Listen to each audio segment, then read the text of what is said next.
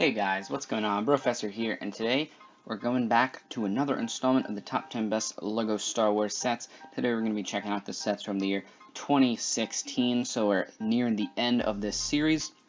As always, this is just my opinion, so you do not have to agree with everything that I put into this list, but if you do enjoy, don't forget to go down there, smash that like button, leave a comment down below letting me know what you think the top 10 best sets are from this year.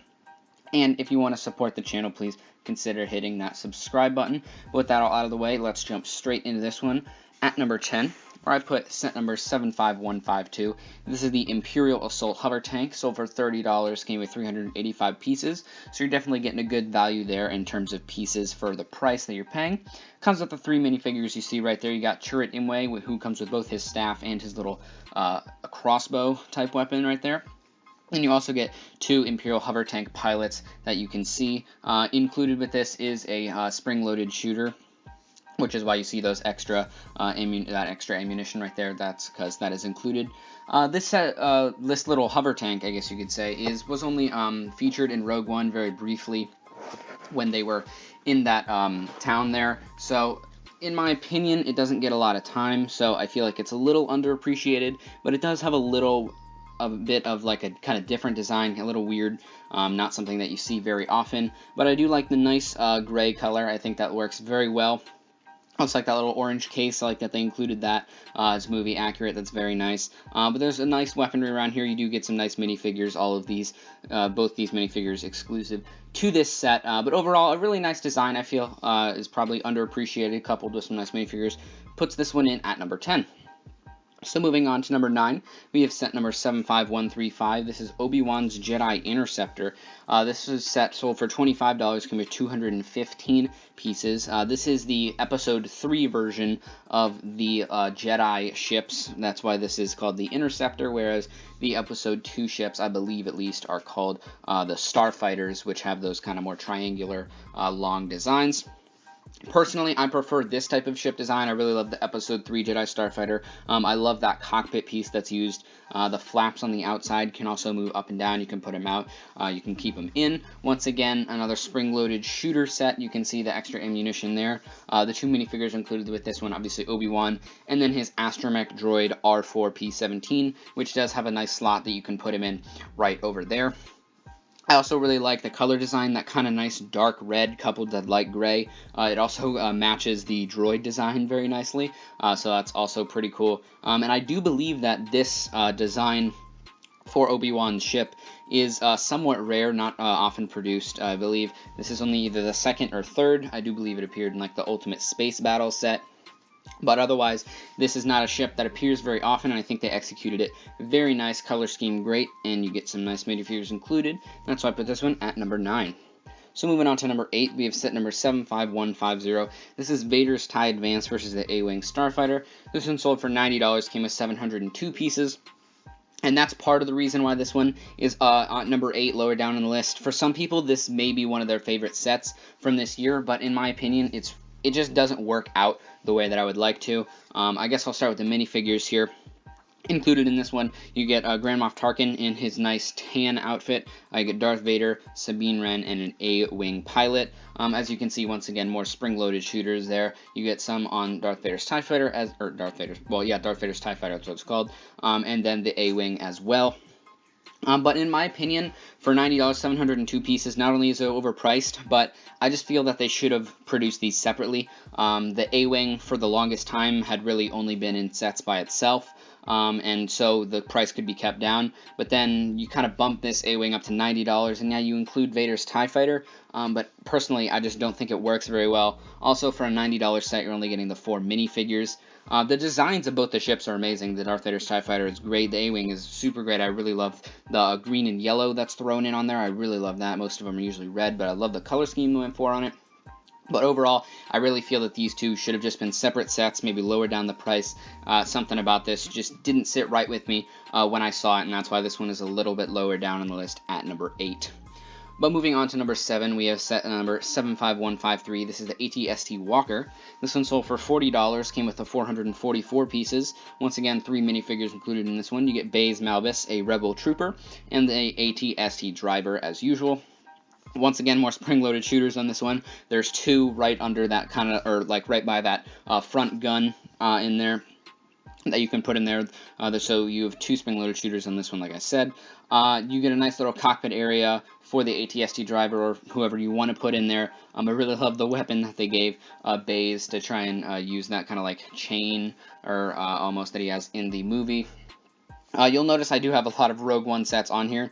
I really thought that it was an underrated movie. I really enjoyed it, so a lot of these sets are some of my favorites from this year. But overall, just a really simple ATST design. Not much has changed with it over the years, but once again, just a nicely executed ATST design with some nice minifigures included, and that's why I put this one at number 7.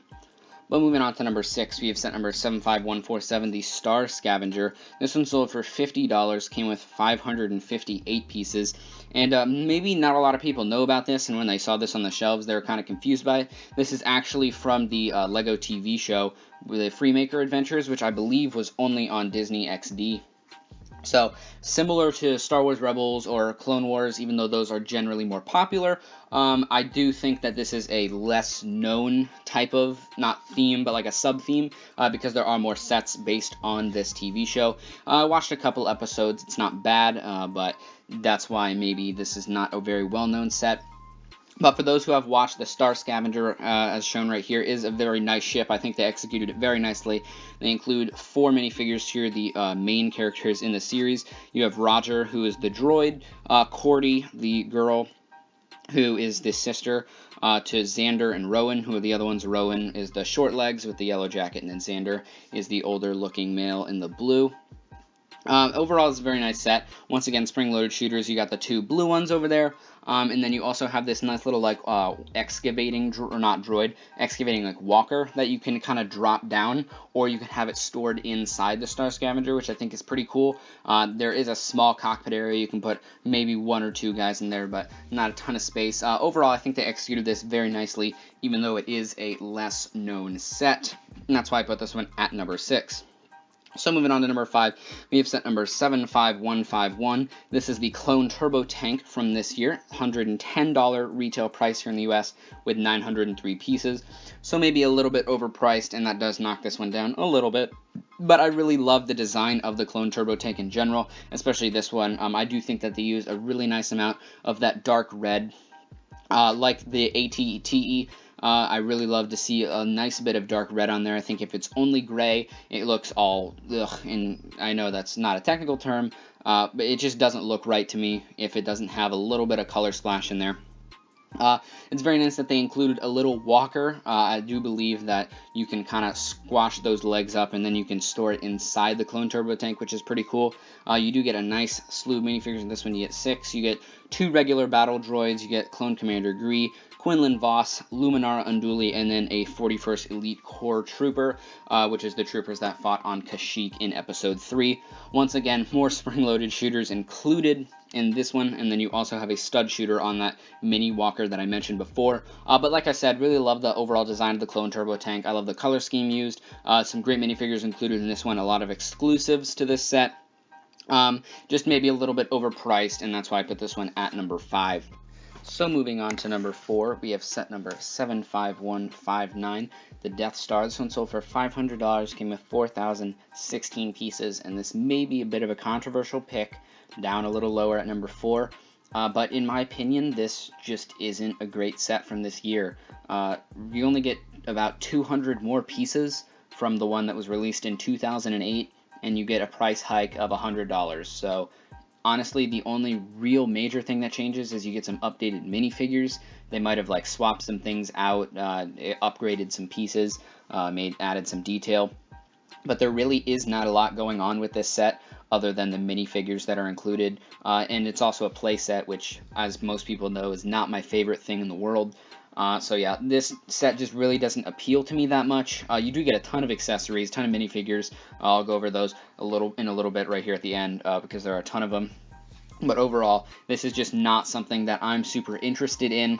I would really only get this for the minifigures. It is a cool thing, just like the 2008 one. It honestly is basically a straight re-release. You have all the different scenes that you can play around in, but like I said, not my thing, and you get a price hike of $100 for only like 200 extra pieces.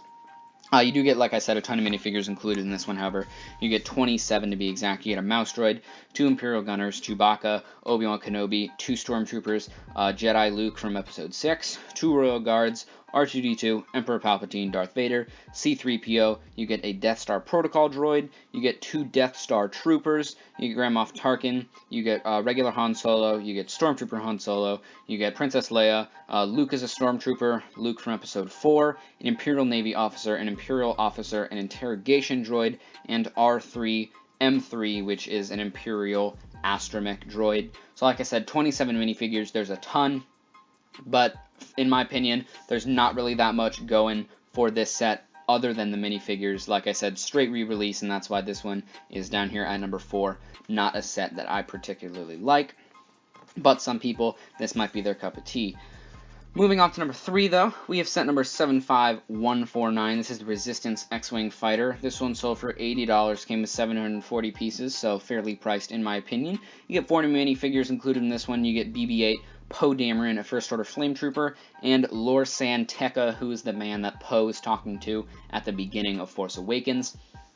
This scene is actually, like, basically right at the beginning of that movie. This is the X-Wing that Poe runs to when he's trying to escape, but eventually gets shot at. This one, once again, more spring-loaded shooters. This one actually is 4, though. You get 1 on each wing. In my opinion, the minifigures are great. I didn't say that when I was listing them off, but I really like the minifigures included in this one. That little kind of like side build, that's kind of lame in my opinion. I really wish they kind of would have just left that out. They could have left it at $80 and just got rid of that. I just think it looks a little weird.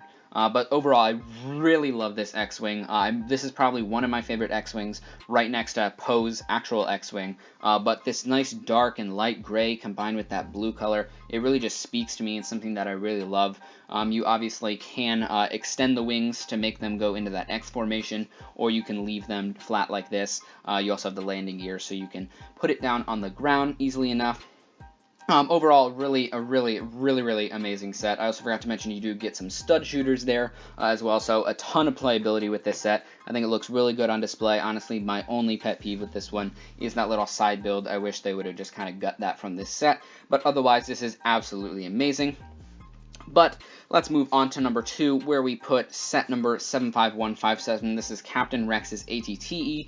This one sold for $120, came with 972 pieces. So while this one may be a little bit overpriced, I do think it compensates in the actual design, which looks amazing, and the minifigures that are included in this set. You get a Stormtrooper, Captain Rex, Commander Wolf, Commander Gregor, all in their Star Wars Rebel gear, so they're actually all exclusive to this set, and then you also get Fifth Brother there on the left, who was one of the Inquisitors that appeared in the show as well. Overall, though, I think that this ATTE is probably one of my favorites. Obviously, the regular ATTEs have that kind of uniform design, but I really like how they played off that, keeping the same basic structure, but just kind of changing a couple things around. I really love the colors that they went for. Obviously, like I said, they kept that same kind of light dark gray with a little bit of red, but I really like how the brown and the yellow really mesh well together, and I love that giant blue panel back there. I think that works very well. This, once again, has another spring-loaded shooter, has one on that cannon up top that can be manned by a clone if you would like to. You got that nice platform out in the front of where the cockpit would be. I think that's absolutely amazing. I love how they were able to kind of like transform this into a living space in the actual TV show.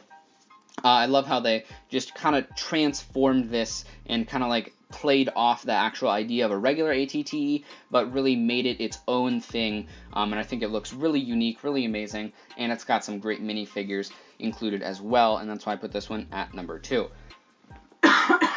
Excuse me. But moving on to number 1 for this year, we have set number 75156. This is Krennic's Imperial Shuttle. The set sold for $90, came with 863 pieces, and in my opinion, is probably the best Rogue One set as of now. I have this set and I absolutely love it. Once again, more spring-loaded shooters. You got 2 there. Every single minifigure in this set is exclusive to this set. You get 2 Death Troopers, Director Krennic, K2SO, you get Bodhi Rook, and you also get Pow. Like I said, an absolutely amazing set. You can have the wings shifted up like this if you would like, or you can have them down, and it creates an absolutely massive ship. Those wings really make it seem really big. You have a nice interior area, you have a little cockpit for Krennic, and then you also can open up the side flaps, and then it reveals more seating for if you want to have, you put your Death Troopers in there, or if you want to just kind of carry around some Stormtroopers, you can do that as well. One of the reasons I feel like I probably like this is because it's kind of similar to the design of the Imperial Shuttle that usually comes in white. But they kind of changed up the body a little bit, which I really like the shape of, and then they obviously made it black, and I think it really works well, I think it works very well together, that kind of shape along with the black color, and overall this just is an absolutely amazing set, and one that I would recommend to anybody that wants to get it.